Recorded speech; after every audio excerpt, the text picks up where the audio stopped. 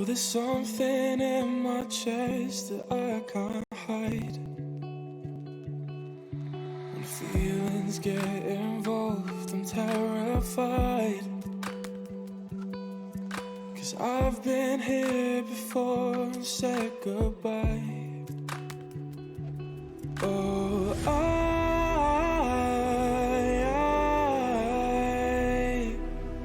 are you the one when I try to look, I wish I'd find? Oh,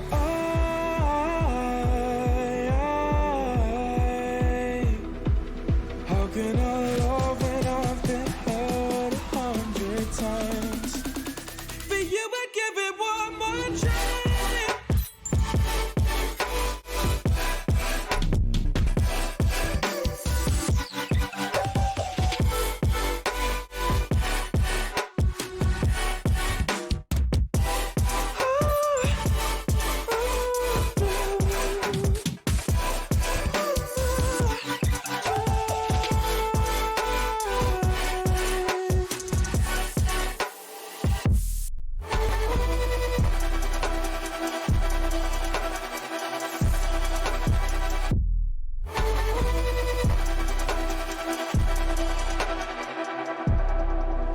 Turn away and wrestle with my doubts.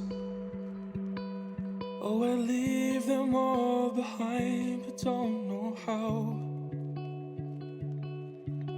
Bury my head deep within the crowd, but I'm reaching for your hand to pull me out.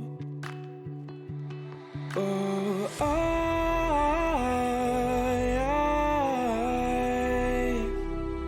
are you the one when I try to look, I wish I'd find? Oh,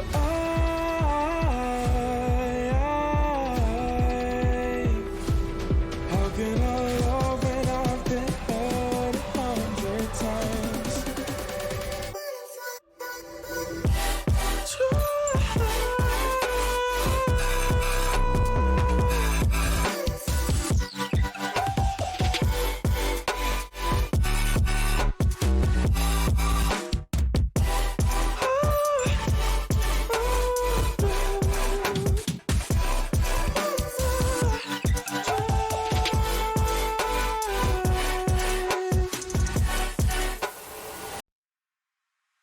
Alrighty, everybody, let's get... Oh, I forgot to uncover my camera. Wow. Surprise. Okay, so it is time for the Occult A History.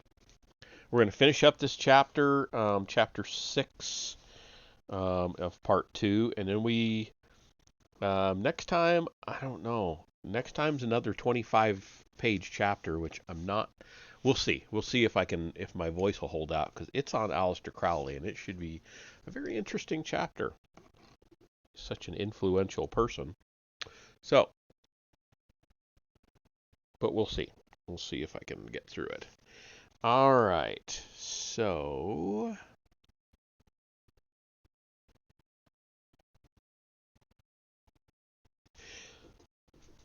we're reading currently about magic and romanticism in the 19th century, and the subject is Helena Petronova. I always want to say Petrova, but there's another letter in there. It's like Petronova something. Anyway, Helena Petronova Blavatsky, H.P. Blavatsky. Everybody knows her as that. So,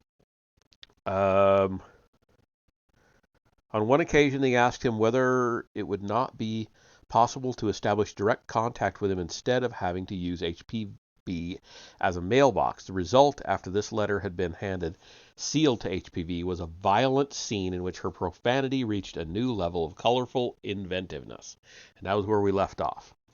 The colonel went to Ceylon, Ceylon. I've never known. I think I pronounce it Ceylon. You can tell me if I'm wrong in the comments. And became converted to Buddhism. to Swami Dayananda's disgust. The colonel could not see any important difference between these various Eastern religions. The Swami insisted on disaffiliating the Arya Samaj from the Theosophical Society, and even came to refer to HPB and Alcott as a couple of charlatans. I have already spoken of his sudden development of thaumaturgic powers in Ceylon. The Lucky Griffin is open. We got a.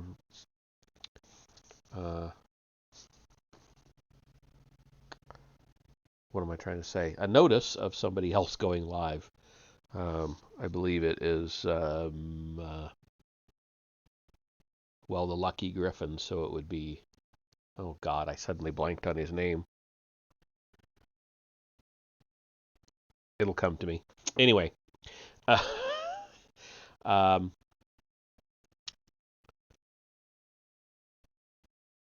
sorry, totally got distracted. I've already spoken of his sudden development of thaumaturgic powers in Ceylon.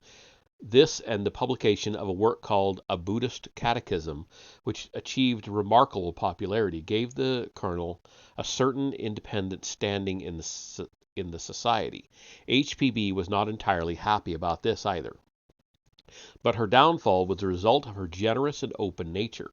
In Cairo in 1872, she had met a certain Emma Cutting, who subsequently married a one-eyed Frenchman named Colin.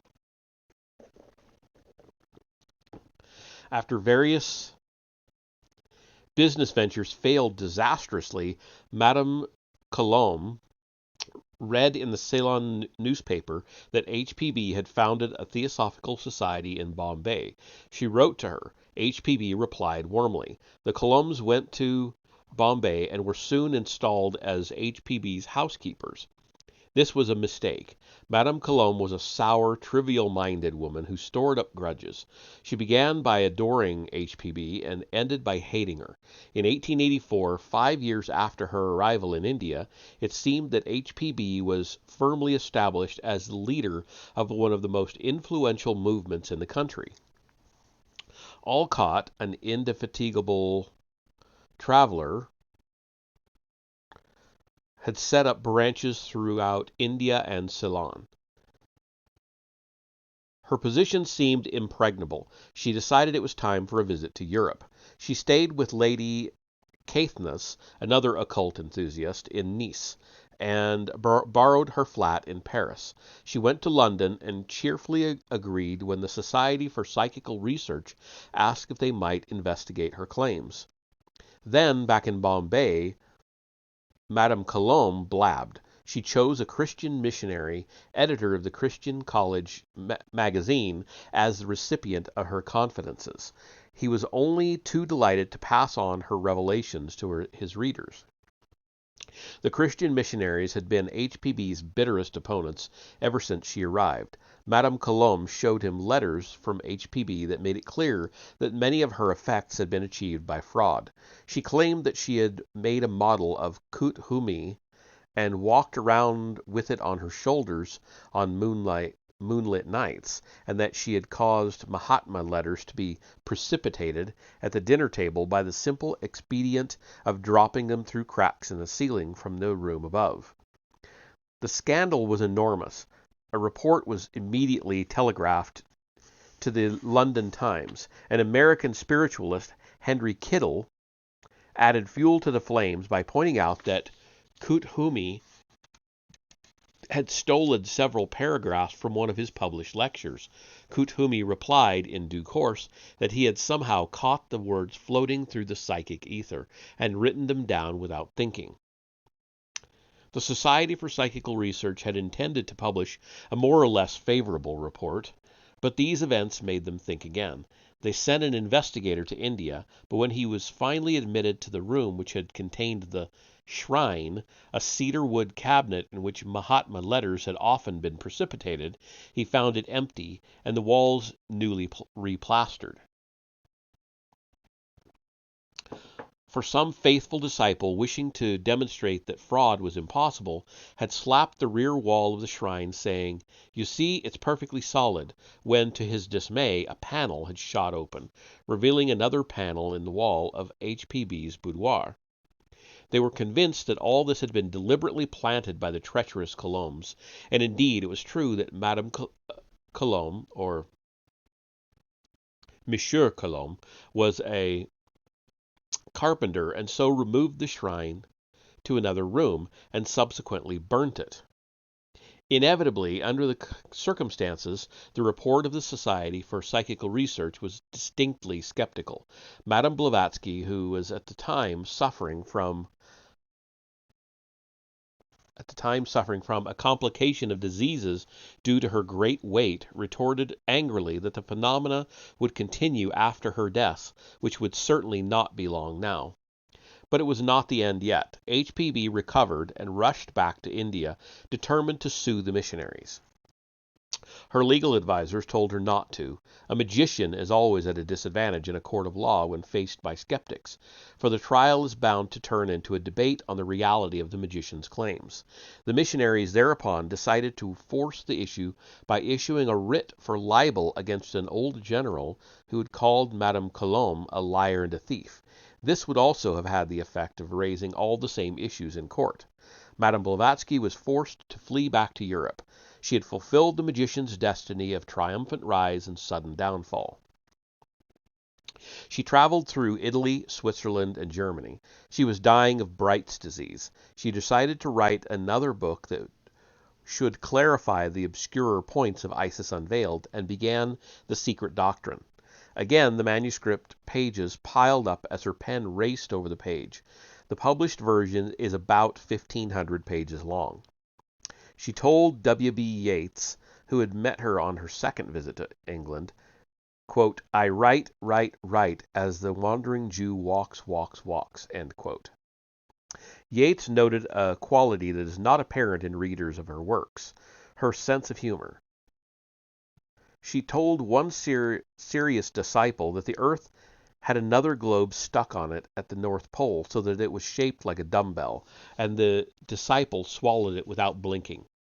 HPB reminded Yeats of an old Irish peasant woman. He records that her cuckoo clock hooted at him when he was alone with it, although it was not ticking and there was no weights on it. When HPB took a strong dislike to a priggish female guest, she described how her master had cured her of rheumatism in the knee by placing a live dog which he had cut open over the knee. Perhaps Yeats' funniest story about her concerns a female penitent who became entangled with two of HPB's more serious male followers. HPB spoke to her sternly, quote, "We think that it is necessary to crush the animal nature. You should live in chastity in act and thought. Initiation is granted only to those who are entirely chaste," end quote. And after several more minutes of this, she concluded, quote, "I cannot permit you more than one," end quote. But when another young lady, a Miss Leonard, successfully seduced a budding Mahatma called Mohini Chatterjee, of whom Yeats wrote a poem, HPB became so angry that she wrote her a thoroughly libelous letter and had to apologize.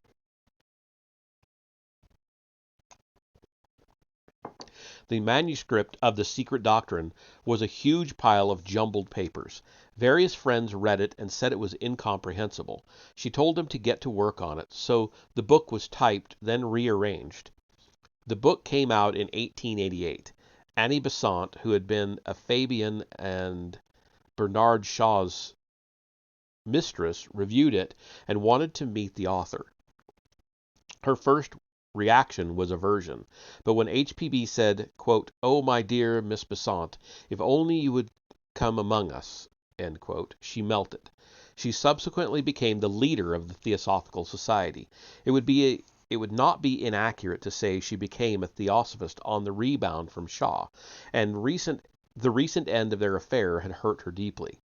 Years later, when her adopted son, Krishnamurti, met Shaw in Bombay, Shaw asked how she was. quote, very well, but at her great age she cannot think consecutively, end quote. She never could, said Shaw. And I have ISIS Unveiled and The Secret Doctrine, and I have a bunch of Annie Besant's books besides. I think I may have everything HPB ever wrote. Honestly, maybe. Not totally sure on that. So if anybody wants me to plow into ISIS Unveiled, I'll do it, but I won't do it as an exclusive read. I'll do it like a once-a-week read. So it'll take a very long time to get through it, but we'll read other stuff in the meantime. So the people that don't want to read that or don't want to hear it can have something as well. Anyway, moving on. HPB died on May 8th, 1891, in her 60th year. She had been seriously ill for at least 6 years, and in spite of the complication of heart disease, kidney disease, and rheumatic gout, her enormous vitality not only kept her alive, but crackling with sparks.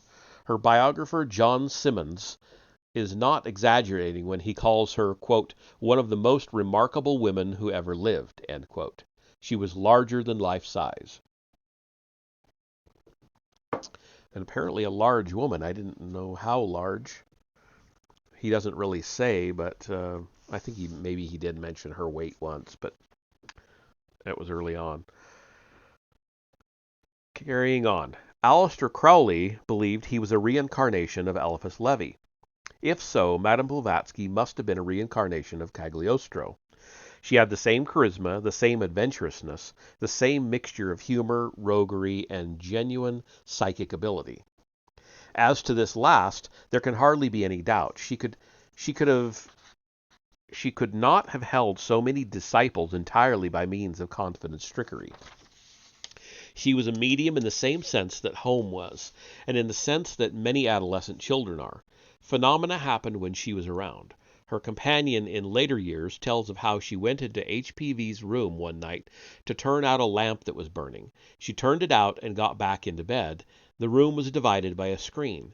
When the lamp was lit again, she turned it out again, and this time watched until the last spark had vanished. Suddenly it lit again. The third time she did it, she saw a disembodied brown hand turning up the wick. When she finally succeeded in waking the sleeper, HPB explained she had been in her astral body conversing with Master, and that the sudden awakening was dangerous. It almost caused her heart to stop.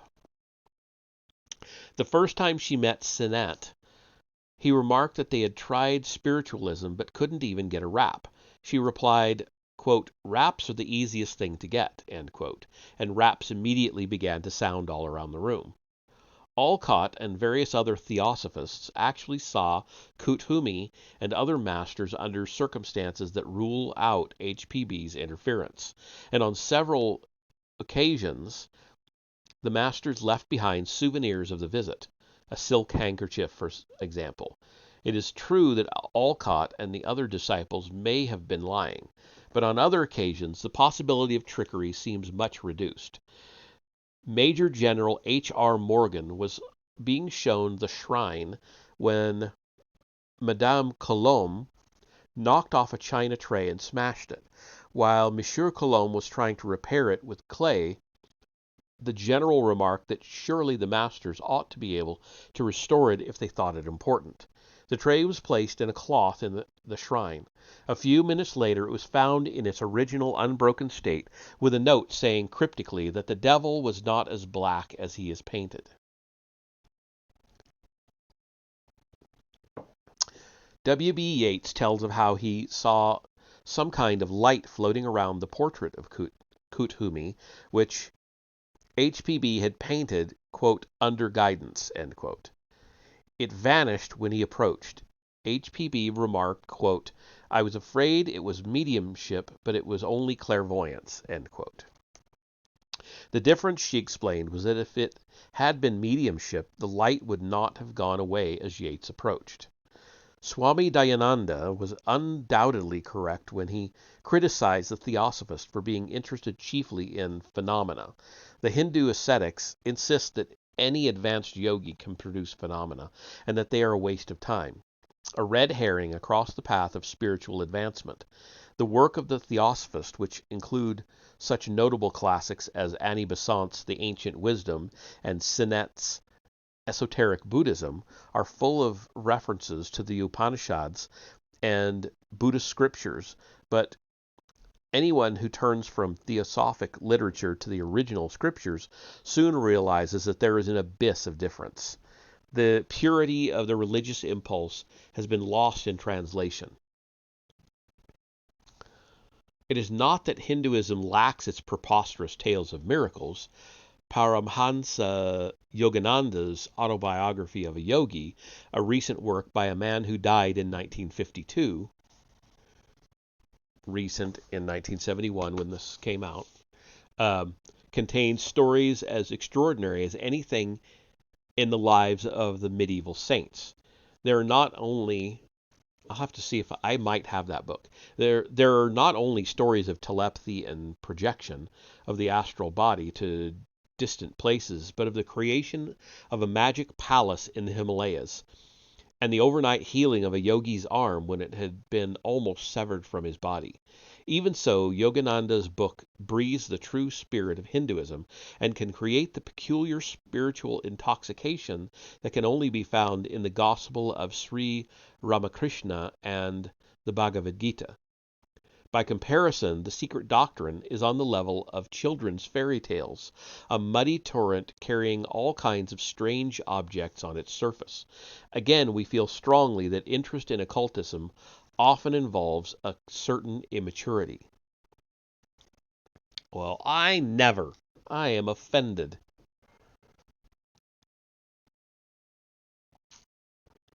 I have heard about The Secret Doctrine and the Isis Unveiled being kind of disconnected, just jumbles of lots of information. And in fact, he even mentioned there's a ton of stuff in Isis Unveiled, but it's all kind of convoluted and not really fully connected. And the Secret Doctrine, I'm sure, is the same.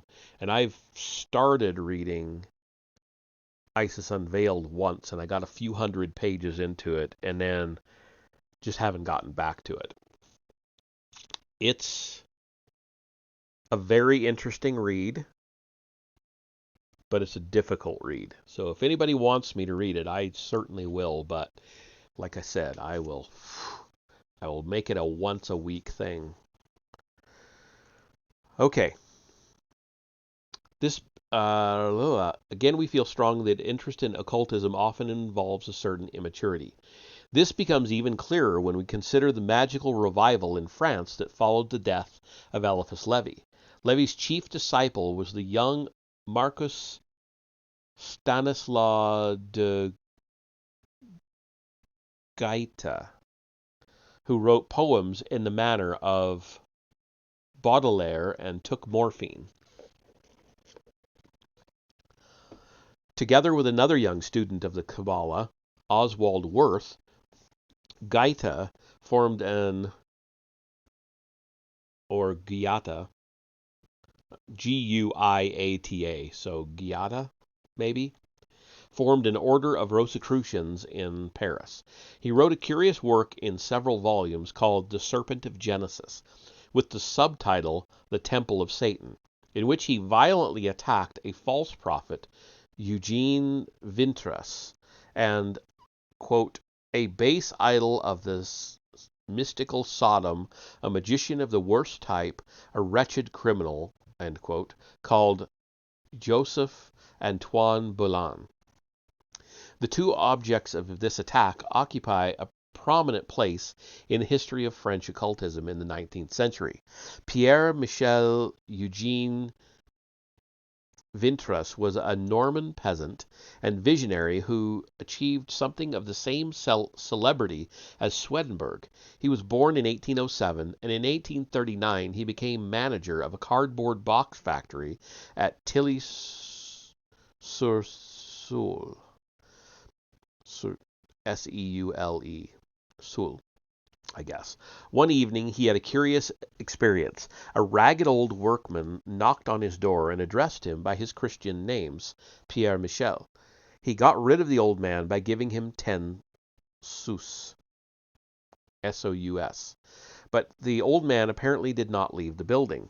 Puzzled, Vintras asked a workman to help him search. He did not find the old man, but he found the letter and his 10 sous. He now became convinced the old man was an angel. The letter was not addressed to Vintras, but he read it all the same. What he read impressed him very deeply, for the letter concerned the pretender to the French throne, Louis XVII, son of the king who had been executed. Historical evidence seems to indicate that the son of Louis XVI and Marie Antoinette died in captivity at the age of 10 in 1795. The unfortunate child had been kept locked in a dark room for 6 months, his food pushed through the grating in the door, and eventually died of scurvy. But no one seems to have seen the body, and it was rumored that he had escaped. Even the Encyclopedia Britannica admits that this is just possible. At all events, he was never heard of again. But in 1832, a German forger called Carl William Nandorf settled in France and announced that he was the missing heir to the throne. He was expelled in 1836, but by then he had many enthusiastic supporters. Nandorf's followers, who called themselves the saviors of Louis XVII, declared that France was about to enter a period of terrible calamities, which proved to be true enough, and that these could only be averted when Louis XVII returned to the throne. Then a golden age would begin, a period of unparalleled prosperity, spiritual and material. The letter Vintras read was full of these prophecies about the exiled Nandorf. Convinced that the angel who delivered the letter had been St. Michael, Vintras instantly declared himself to be a convert to the pretender's party. He was a powerful ally, for he now began having apocalyptic visions, which he communicated so convincingly that he soon had hordes of followers, including a scholar called Charvoz, the curé of Montlouis. Vintras set up a chapel in the cardboard box factory, and on the altar placed a number of hosts which he said had been sent to him by various disciples who had rescued them from desecration. At this period there was a certain amount of stealing of consecrated wafers from churches, presumably for use in black magic ceremonies, and a miracle occurred. The host began to bleed.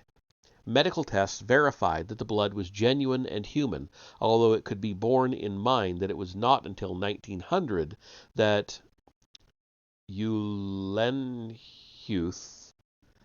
discovered the method of testing a blood sample to establish its origin. Like the Abbé Vecchier, of whom we have already spoken, Vintras seemed to have the odd ability to cause blood to materialize out of thin air. He was undoubtedly slightly insane, and his visions have many parallels in the annals of medical psychology. For example, he describes a dream in which his chapel was full of demons and monsters, while the voice of the devil invited him to become one of his elect. The Virgin Mary, whose face hovered above an abyss, confirmed that he was damned. In spite of such nightmares, he continued to preach the work of mercy, and the followers of Nandorf, who had probably engineered the first visit from the angel, had no reason to regret their decision to recruit him. However, his publicist, the Abbé Charvoz, disregarded his advice to proceed with caution and announced the miracle of the bleeding hosts in a widely distributed pamphlet. The authorities became nervous. A bishop denounced Vintras, and in 1842 Vintras and an agent of Nandorf's called Ferdinand Geoffroy were arrested and charged with fraud. They should have been acquitted, since the old ladies whose money they were accused of embezzling stated publicly that they had given the money of their own free will and had no regrets. Nevertheless, Vintras was sentenced to 5 years in prison, and Geoffroy to 2. An appeal was dismissed. It was while Vintras was serving his sentence that an ex-disciple named Cozzoli published a pamphlet called The Prophet Vintras, denouncing the sect as a cover for sexual perversions and alleging that Vintras performed black masses and masturbated on the host while he prayed. A police investigation of these charges exonerated Vintras. He came out of jail in 1845, the year that the pretender Nondorf died in Holland, and went to London, where his sect continued to flourish. He now declared himself to be an incarnation of the prophet Elijah, as Cagliostro had done before him. And even the Pope's declaration that the sect was heretical did not diminish his widespread influence. He returned to France in 1863, consecrated a number of priests in his church of Carmel, and died in December 1875. One of these priests was a dubious character called Boulon. Boulon, born in 1824, was a defrocked priest. The summary of his life that is given by Robert Baldick in his biography of Huysmans sounds too fantastic to accept without reservation. But Baldick, a fellow of Pembroke College, Oxford, asserts that, quote, a study of the priest's private papers recently discovered in a remote French village by M. Pierre Lambert, and of a confession which he wrote in the prisons of the Holy Office, leaves no doubt that these reports of his depravity were well founded. End quote. Boulon founded a religious community near Paris in 1859 and taught that sexual intercourse was a road to salvation. His disciples believed that they had copulated with Cleopatra and Alexander the Great, as well as with saints and archangels. In 1860, says Baldick, Boulon sacrificed a child born him by a nun, the co-founder of the society, in some satanic rite. As a result of these activities, he was imprisoned until 1870, when he returned to Paris, only outwardly repentant, and founded a dubious magazine called Annals of Sanctity in the 19th Century, devoted to occult matters and accounts of Satanism. The basis of his teachings was still apparently sexual, and he taught his disciples how to dream they were having sexual intercourse with the saints of Jesus Christ by means of autosuggestion. The Archbishop of Paris finally intervened, and Boulon was defrocked. Vintras, now in the last months of his life, was in Lyon. Boulon became his disciple, and when Vintras died later that year, Boulon, to the indignation of the other members of the Church of Carmel, declared that Vintras had appointed him his successor. How convenient. The result was a schism in the church. Boulon was finally accepted by a minority in Lyon and settled there under the care of a housekeeper, Julie Thibault. She participated in a ceremony called the Union with Life, which seems to have been, to put it mildly, Dionysian in character. Boulon taught that since Adam and Eve fell through sex, man must learn to regenerate himself by the same means. Sexual intercourse with people on a higher spiritual level than oneself raises one to their level. Hence the importance of hallucinatory acts of intercourse with Jesus and the Virgin. Since Boulon was also on a higher spiritual plane than the female members of his congregation, it followed that he could give them a start on the upward path. It was this sexual doctrine that Stanislas de Guiata, Levy's disciple, denounced in The Temple of Satan, 1891. He said that it amounted to incubism and succubism, intercourse with male and female demons, and that Boulon's doctrine that one should help inferior beings by copulating with them could be used to justify bestiality. Guiata and Worth decided that Boulon should be exposed the year after he succeeded Vintras, 1886, and they wormed their way into his confidence and that of his housekeeper by pretending to be humble seekers after knowledge. Boulon was naturally cautious. He kept his sexual doctrine secret, to be communicated only to trusted adepts, but he finally expounded them to his new disciples. Giada and Worth then revealed that they were wolves in sheep's clothing, held some kind of mock trial in Boulon's absence, and finally informed Boulon that he had been found guilty and condemned. Boulon naturally assumed this meant that the two Rosicrucians meant to kill him by magic. He now recalled bitterly that he had taught them some particularly murderous spells. If these were now flying through the psychic ether between Paris and Lyon, he would obviously have to counteract them with spells of his own. Giada and Worth, who later wrote on the tarot, were joined by two other Rosicrucian adepts, a poet, Edouard Dubus,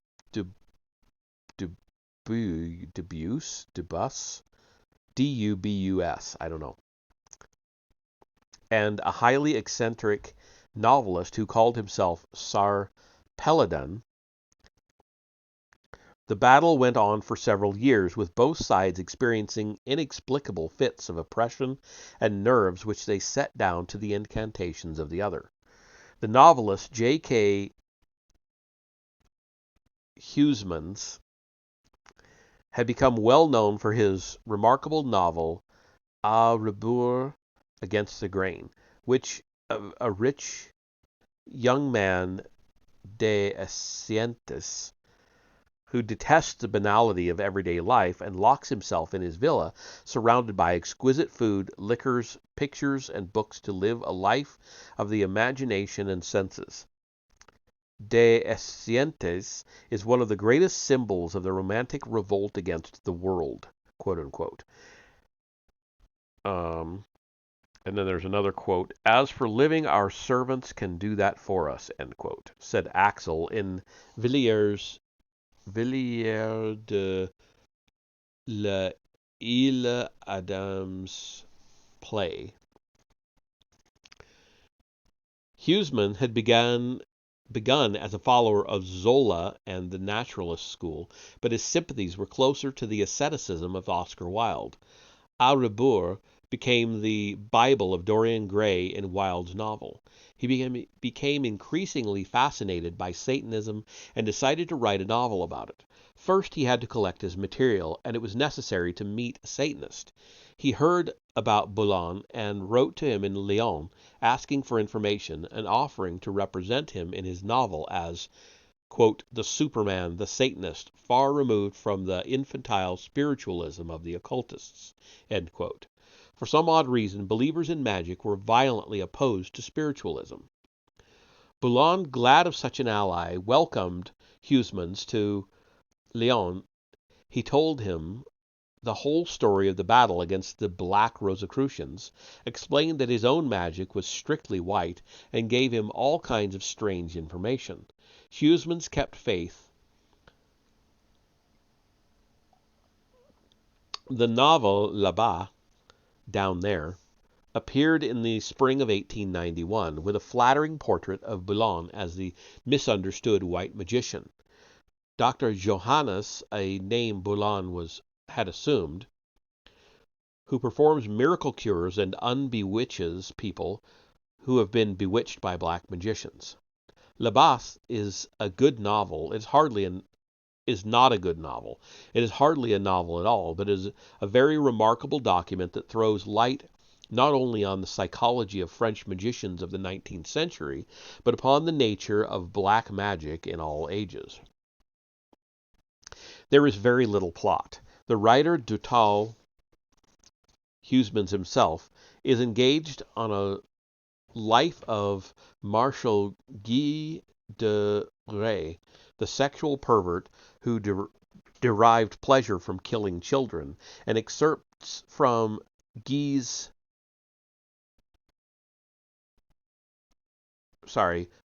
biography are interspersed throughout the book.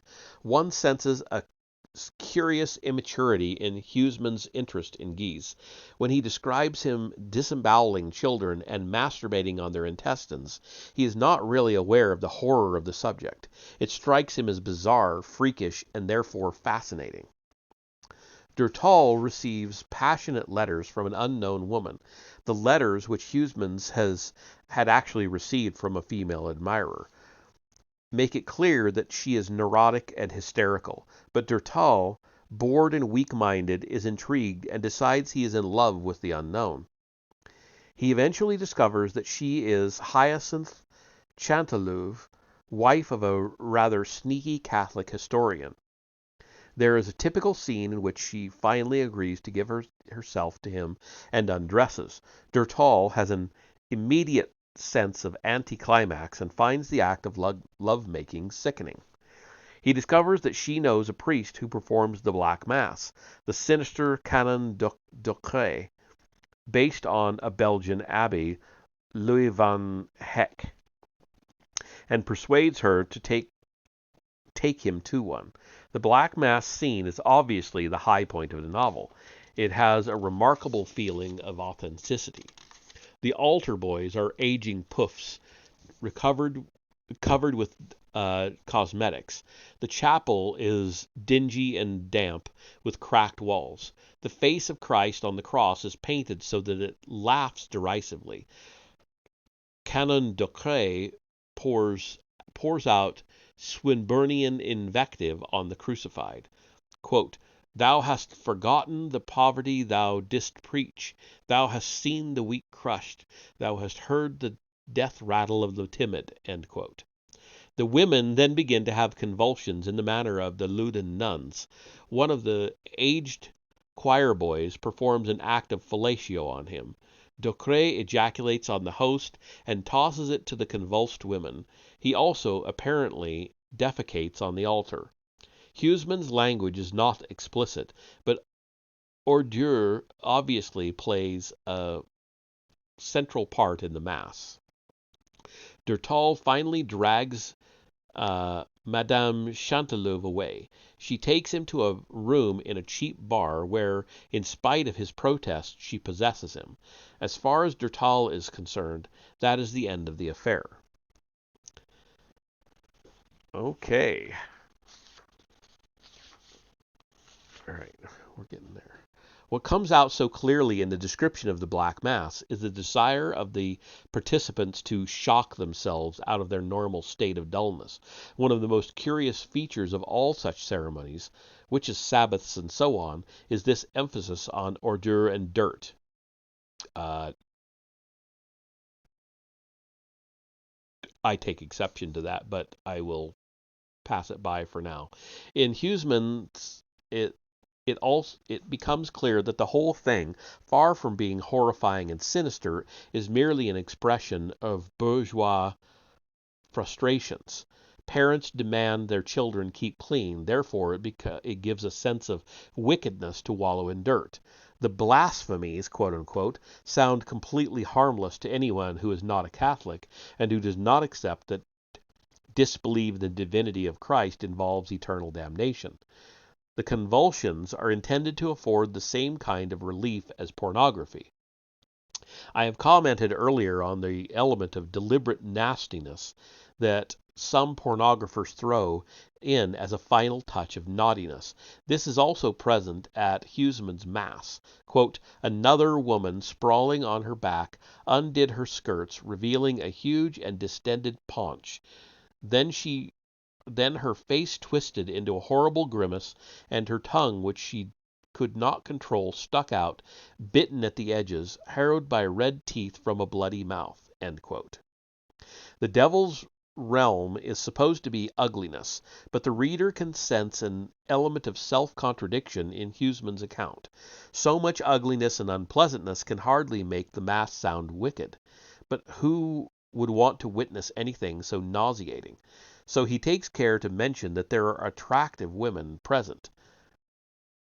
Quote, "Junonian brunettes," end quote, even a young girl, and in doing so he reveals the paradoxical absurdity of Satanism. The element that makes the Black Mass attractive is perfectly normal, healthy pagan sex.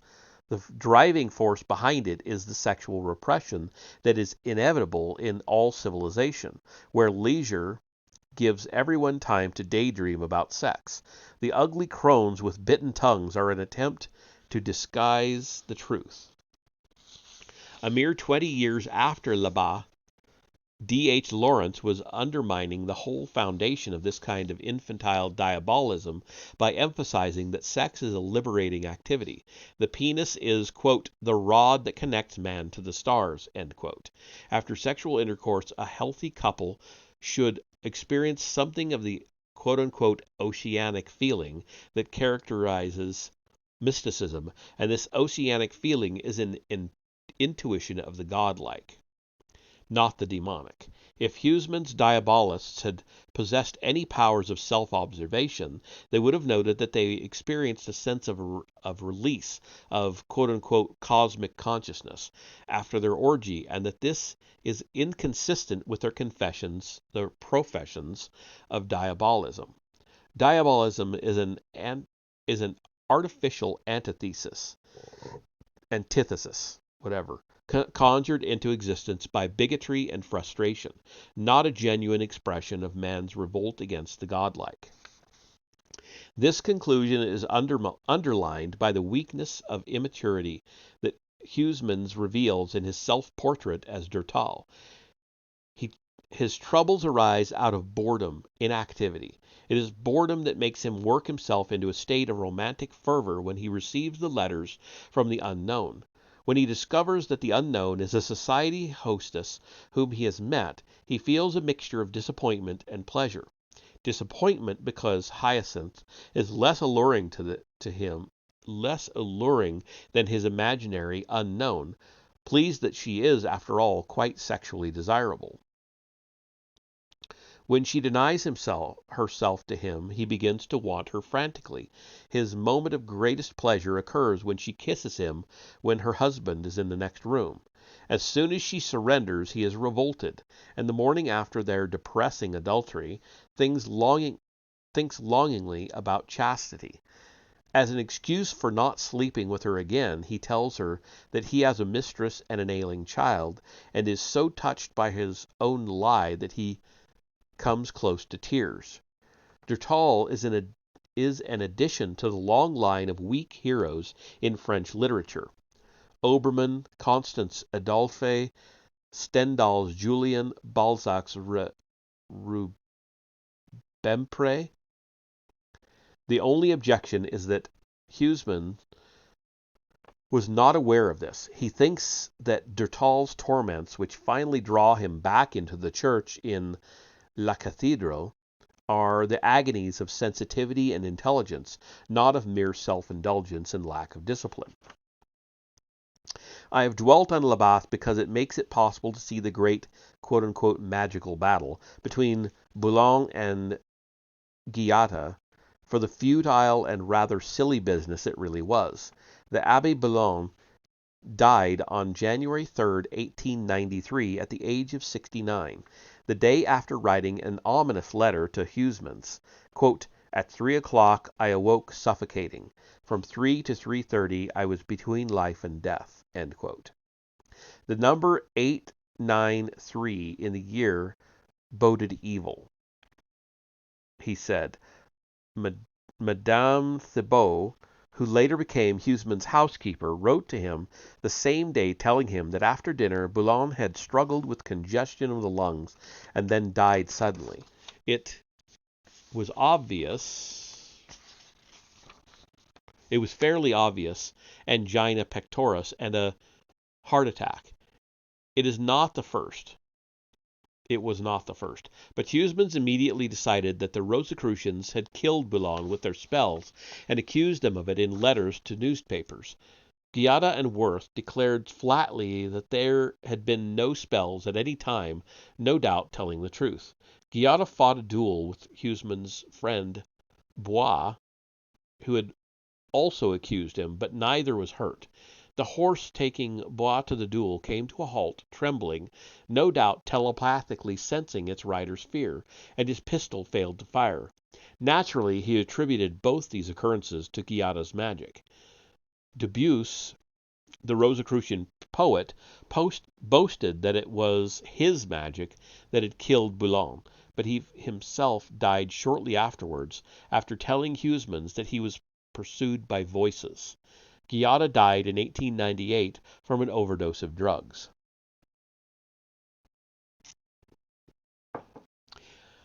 It may be doubted whether anyone tried actively to cast death spells. If Ghiata was, as Balding asserts, only 27 when he died in 1898, then he was only 15 when he and Worth inveigled, I-N-V-E-I-G-L-E-D, inveigled, the secrets of the Union of Life out of Boulogne in 1886. It sounds more like an adolescent prank than a calculated act of hatred. Huysmans may have added fuel to the flames with his novel, but since it does not directly attack the Rosicrucian group, it cannot have made all that much difference. If the magical battle hastened Boulon's death, it was because he worked himself into a state of nerves about it. It is doubtful in any case whether Ghiata or any other member of the Rosicrucian group possessed the kind of nervous vitality necessary to project malice telepathically, in the way that John Cowper Powys believed he could. Huysmans records Durtal's future course and his own in 3 subsequent novels, En route and Cathedral and L'Oblat.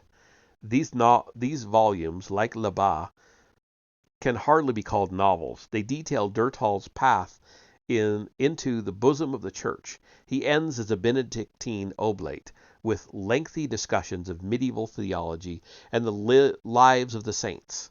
The reader does not get a sense of a solution of Durtal's problems, because Catholicism is not the solution. Durtal is self-divided, unhappy, thoroughly dissatisfied with his life and with himself. It is an evolutionary craving that drives him, the desire to achieve the violet end of the spectrum of the spectrum of consciousness, and he fails. And there's a big long quote. It's like over half the page. Quote, "At the British Museum reading room, I often saw a man of 36 or 37 in a brown velveteen coat, with a gaunt, resolute face and an athletic body, who seemed, before I heard his name, or knew the nature of his studies, a figure of romance. Presently I was introduced. He was called Liddell Mathers, but would soon, under the touch of the Celtic movement, become MacGregor Mathers, and then plain MacGregor.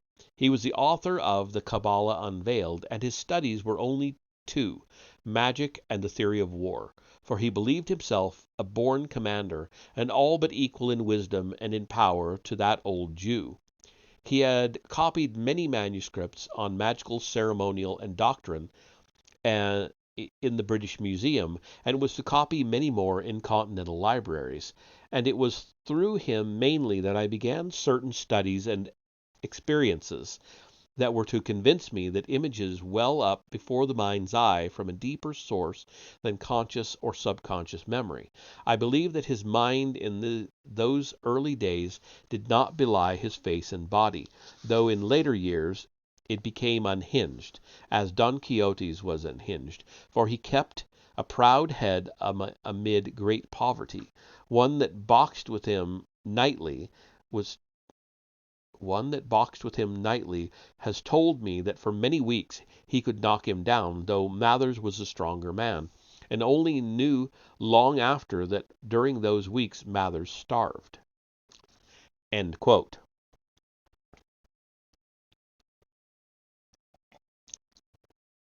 S.L. MacGregor Mathers.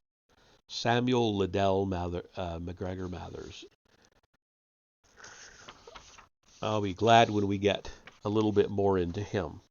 I hope we do later on in the book. I have quoted Yeats at length because the portraits of Mathers contains all the essential elements of the magician.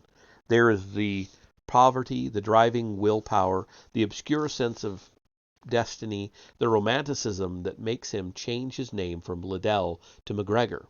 It is tempting to say that he is a man born in the wrong age, an adventurer who finds the 19th century too tame. But since, as we have seen, Agrippa and Paracelsus were no better off, this cannot be maintained.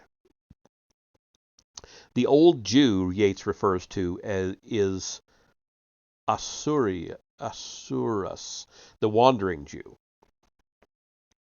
Yeats was fascinated by the passage in Shelley's Hellas describing the old Jew living, quote, in a sea cavern mid the Dominesi, end quote, and he became a theosophist, joining the Dublin circle that gathered around George Russell. A.E.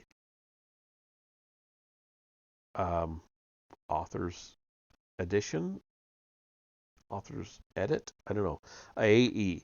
quote, because they had affirmed the real existence of the Jew, end quote. This idea of a lonely Superman possessing more than human power and wisdom is an immense attraction to people who, like Yeats, detest their own age. Mathers introduced Yeats to a small group of Christian Kabbalists called the Hermetic Students, and soon after they decided to call themselves the Order of the Golden Dawn. Mathers talked mysteriously of an unknown master who had instructed him to found the Hermetic Students, perhaps Saint Germain himself. The truth seems to be that Mathers had been a Rosicrucian, and had been asked by a fellow Rosicrucian, Dr. William Woodman, to interpret a manuscript he had bought in the Farringdon Road. It turned out to be a ritual of ceremonial magic, and it mentioned a magical society in Germany. Mathers, Woodman, and Dr. Wynne Westcott, the London coroner, wrote to the German society and were given a charter to found their own group. Mathers, being of a dictatorial nature, ended as its sole leader. According to John Simmons, the German order seems to have been influenced by Madame Blavatsky, for it believed in secret masters in Tibet. The Golden Dawn had lodges in Edinburgh, Paris, London, and Weston-super-Mare. Whatever. Mathers claimed to have established contact with the secret chiefs in Paris, and his authority was increased by his discovery in the Bibliothèque de l'Arsenal of a grimoire called The Book of Sacred Magic of Abramelin the Mage, printed in 1458. Mathers became the curator of a private museum owned by Frederick J. Horneman in 1890, but in 1891 he quarreled with his employer and was dismissed. Horneman's daughter, Miss Annie Horneman, made him an allowance of £443 a year, and he moved to Paris. His wife, the daughter of the philosopher Bergson, was also a seer. He left the actress Florence Farr in charge of the order and began performing Egyptian rites in Paris. He even hired the Bodiniere Theatre and charged admission to see them. It is not clear whether these had any connection with Cagliostro's Egyptian rite, but it seems likely. Probably he left Florence Farr in charge because he felt that a woman was less likely to take advantage of his absence to increase her own authority. If so, the idea was unsound. There were others in the order who were finding his autocratic manner a strain. For example, Dr. Westcott, one of the original founders, rumbles of revolt were heard, and they increased when Mathers showed a tendency to want to introduce his new Egyptian rites to the London society. And at this point, says Joseph Hone, in his biography of Yeats, Mathers precipitated a break by seeking the support of a dreadful young man who broke into the rooms of the order and took possession of a book containing much secret matter. When Hone's book came out in 1942, the dreadful young man was still alive, and so could not be mentioned by name. It was Aleister Crowley, the reincarnated spirit of Eliphas Levi, or so he claimed. His intervention was the beginning of the end of the Order of the Golden Dawn, which now disintegrated gently. A new order, the Stella Matutina, declared that it would not tolerate mystagogues, but without mystagogues it failed to maintain the interest of its members. Mathers died in 1918, overcome, according to the first edition of Yeats' autobiography, by powerful magical currents emanating from Crowley. In his excellent book Ritual Magic in England, 1970, Francis King describes the subsequent history of the Golden Dawn. Mrs. Mathers became head of one of the branches of the order, but failed to hold it together. That remarkable occultist, Dion Fortune, broke away and formed her own temple. She later alleged that Mrs. Mathers launched murderous psychic attacks on her and actually succeeded in killing one errant member. In 1934, a Crowley disciple named Francis Israel Rigardi joined the Stella Matutina and then proceeded to publish its secret rituals in a 4-volume edition. This betrayal apparently pushed the society into the final stages of collapse. The magical banners and instruments of the AO, another branch, were buried in a cliff-top garden on the south coast. In 1966, the crumbling of the cliff deposited them on the beach, and several magical groups instantly laid claim to them. This event seems to conclude the history of the Golden Dawn. Which is not entirely true. They do exist, but who knows in what actual regard. Israel Rigardi did write a whole lot on the Golden Dawn, and I think people that were technically his disciples, I may be wrong on this, I may be misremembering, the Ciceros, Chick and Tabitha Cicero, I think were his kind of disciples, and they have carried on a lot of stuff. So make of that what you will. Anyway, that is the end of the chapter, and the next one is chapter 7, part 2, The Beast Himself. So this is going to be all about Crowley, and it's 25-ish pages. So we'll see. I don't know if I can get through all that in one night or not. Maybe not. We'll try. That'll be Thursday. So anyway, that'll be that for this session. I think I'm going to go ahead and play for a while, play some Greedfall. So I will see you all in the next session here in a few minutes. Next stream.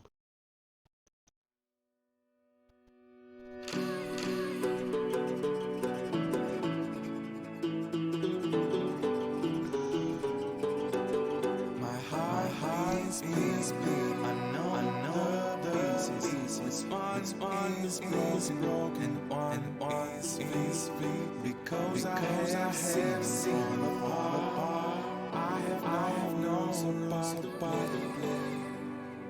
I didn't have anything to say.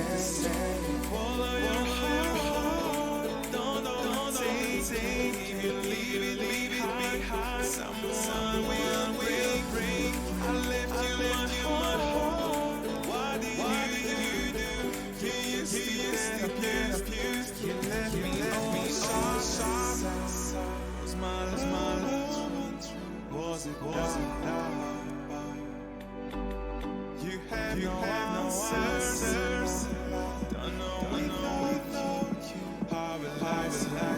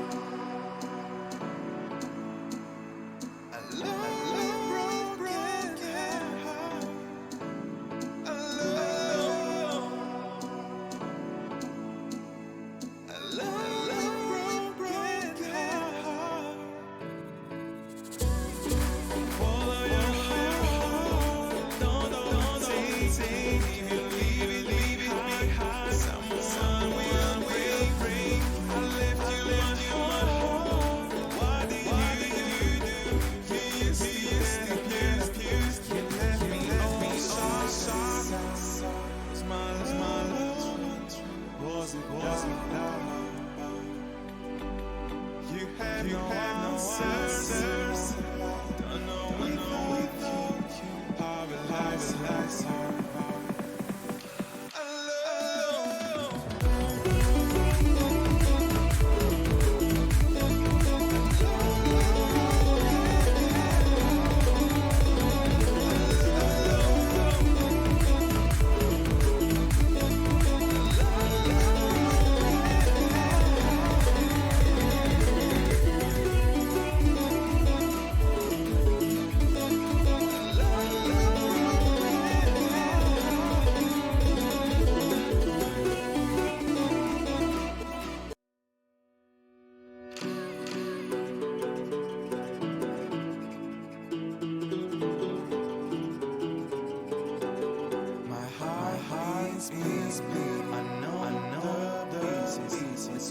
one is broken, one is because I have seen apart. I have known about the play. I didn't have anything to say. Follow your heart, don't take. If you leave it behind, someone will break. I left you my heart.